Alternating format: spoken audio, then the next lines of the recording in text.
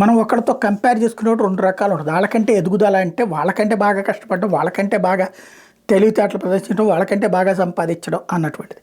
రెండవది వాళ్ళు మనకంటే తక్కువ స్థానానికి పడిపోవడం. ఇప్పుడు భారతదేశం ఒకప్పుడు 12వ స్థానంలో ఉండేది ప్రపంచ ఆర్థిక వ్యవస్థలో మన్మోహన్ సింగ్ ప్రధానమంత్రి కాకముందు 2004 సంవత్సరానికి ముందు.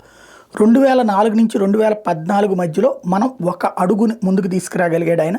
12వ స్థానం నుంచి 11వ స్థానానికి ఎగబాకింది ఆర్థిక వ్యవస్థ నుంచి. బట్ 10 ఏళ్లలో అది మాత్రమే సాధ్యమైంది.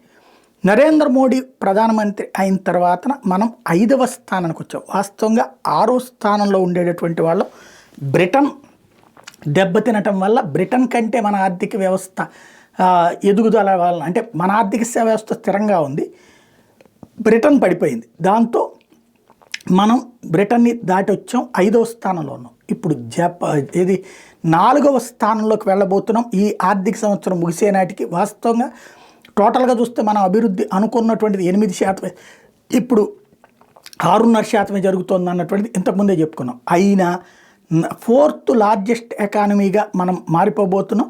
జపాన్ని బైపాస్ చేస్తున్నాం 4th లార్జెస్ట్ ఎకానమీగా అన్నటువంటిది మనం చెప్పట్లేదు, ఇంటర్నేషనల్ మానిటరింగ్ ఫండ్ IMF చెప్తున్నటువంటి లెక్క.